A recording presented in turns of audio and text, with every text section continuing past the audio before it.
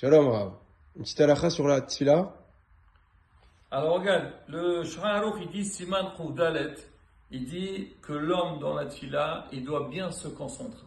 Parce qu'il est avec Akadosh Baruch Hu, bien sûr, c'est un moment qui est très important. Au point, si jamais je suis en train de prier, il y a un roi qui passe, je n'ai pas le droit d'interrompre ma prière pour lui dire bonjour. À moins que c'est un roi qui ne comprend pas le sens de la prière, et Hasbe Shalom, il peut nous faire du mal. Là, à ce moment-là, on n'a pas le choix, on peut lui dire bonjour. Le Shulchan Aruch rapporte d'autres cas qu'on aurait le droit d'arrêter notre prière pour, suite à la situation dans laquelle on se trouve. Il donne deux exemples. Il dit par exemple, si quelqu'un est en train de prier et il y a un serpent qui vient autour de sa cheville, il dit, il n'arrête pas, il continue sa prière.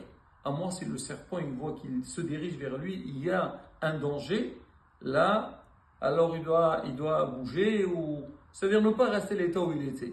Mais sinon, il peut rester comme ça, parce qu'on dit que le serpent, il n'endommage pas. Surtout si on ne bouge pas, il n'endommage pas. Alors que le scorpion, on dit qu'il faut s'éloigner. Surtout à l'époque, les gens, donc, ils n'avaient pas leurs pieds n'étaient pas bien protégés, donc ils risquent d'être piqués. Et pour une petite anecdote concernant que le serpent, il ne fait pas de mal, c'est qu'il y avait une fois Rav Yosef, il allait faire son cours, il avait un serpent qui s'approchait à lui. Donc il savait qu'il ne faut pas bouger. Parce que s'il bouge, il peut, Hasbe Shalom, l'endommager. Rav Yosef, il s'est arrêté un petit moment et le serpent, il n'a pas voulu partir. Alors il lui fait, serpent, serpent, tu vas me laisser faire mon cours? Le serpent, il s'est incliné et il est parti.